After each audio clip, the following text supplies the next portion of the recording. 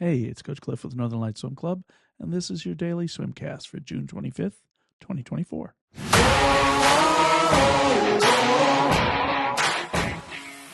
Yesterday, we busted out a fair amount of aerobic work. We got a lot of volume in yesterday, which is great because last week we were watching a lot of Olympic trials and might not have got in very much volume last week. But we're back on track this week, and really, we're looking pretty good. We're going to be working on our exits off the wall primarily today. So let's get started with our warm-up. Got 1075s on the 140, 25 breast, 50 free. I want to mix in some non-freestyle today. So this is one of the ways we're going to do it. Let's make sure we have a nice crisp turn on our breast to free. I've been meaning to get in a good aerobic kick set with an actual interval on it, not a social kick. So that's what we have next.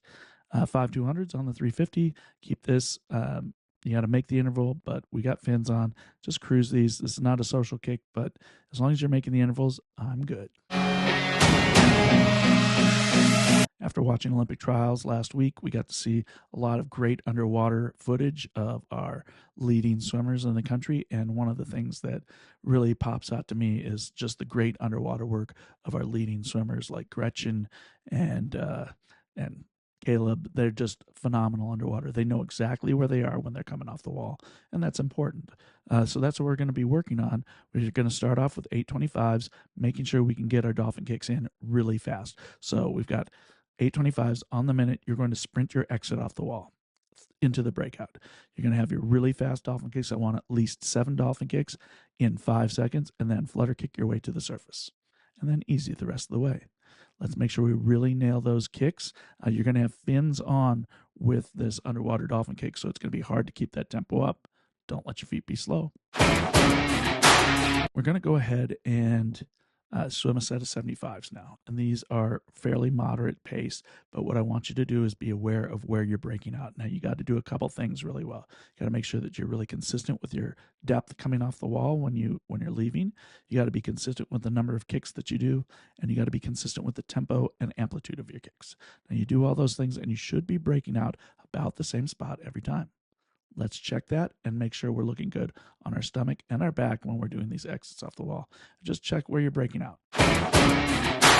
All right, so we're going to go ahead and take that work that we just did on those 75s and we're going to apply it to some sprint 25s. Now, do you think that you're going to be going the same distance off the wall?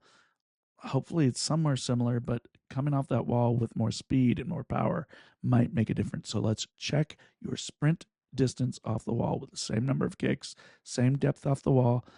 Everything should be about as the same as possible, but now you're sprinting. So let's see where those breakouts put you on these 25s. So we're going to finish up practice with a set of hypoxic 25s. Half of these are on your back underwater, half of these are on your stomach underwater. I want to make sure that you're able to control your breath. A lot of people have a hard time keeping their breath control when they're on their back. You got to be in control of that exhale. So even if you have a tendency to have air leaking out of your nose, try to control it with a hum or something like that. Try not to blow very hard. Got 3 on your stomach, 3 on your back, 625s total. Just a little breath control to finish up practice. I'll see you at the pool.